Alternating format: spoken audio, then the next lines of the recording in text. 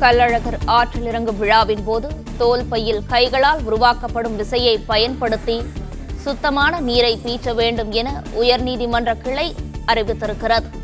இது குறித்த கூடுதல் விவரங்களை செய்தியாளர் சந்திரன் வழங்க கேட்கலாம். வணக்கம் சந்திரன், இது குறித்த கூடுதல் விவரங்களை சொல்லலாம்.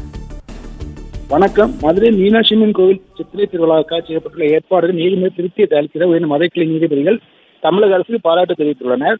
தோல் பையினர் கைகளால் உருவாக்கப்படும் விசையை பயன்படுத்தி சுத்தமான நீரை மட்டுமே பீச்ச வேண்டும். அதை தவிர்த்து பிரஷர் பம்பு உள்ளிட்ட வேறு பயன்படுத்தினாலோ நிரம்பிய கரண்ட் பீச்சினாலோ காவல்துறையினர் உடனடி நடவடிக்கை எடுக்கும் என்ற மதுரை கிளை உத்தரவிட்டுள்ளது. கழகர் ஆற்றில் இறங்கும் பகுதியில் பாஸ் மற்றும் பேச்சு வைத்திருக்கும் 2400 பேரை மட்டுமே அனுமதிக்க வேண்டும் என நீதிபதிகள் கூறியுள்ளனர். சிவகங்கை சேர்ந்த மணிகண்டன், மதுரையை சேர்ந்த ரமேஷ் ஆகியோர் இந்த மதுரைக்கு பொதுநல தாக்கல் செய்தனர். அது சித்திரை திருவிழாவின் போது போதுமான அளவு காவல்துறை பாதுகாப்பு வழங்கவும், மொபைல் மருத்துவ சேவைகள் வழங்கவும், குடிநீர் மற்றும் கழிவறையில் வசதி தரத்தை உறுதிப்படுத்துவதென கோரியிருந்தனர்.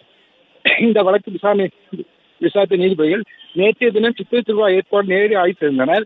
இந்த நிலையில் இந்த வழக்கு இன்று நீதிபதி விசாரணைக்கு வந்தது.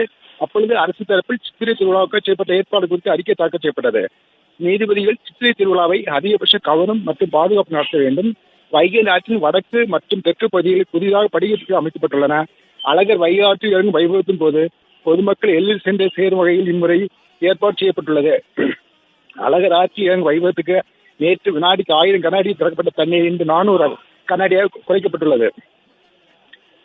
கள்ளழகர் வைகை ஆற்றில் இறங்கும் வைபவ நடைபெறும் இடம் சிறியது என்பதால் கோவில் நிர்வாகம் தரப்பில் வழங்கப்பட்டிருக்கும் 2000 பாஸ்கள் மற்றும் 400 பேச்சு அங்கு மட்டுமே மொத்தம் 2400 பேருக்கு அனுமதிக்க வேண்டும் என உத்தரவிட்டு வழக்கை முடித்து வைத்துள்ளனர்.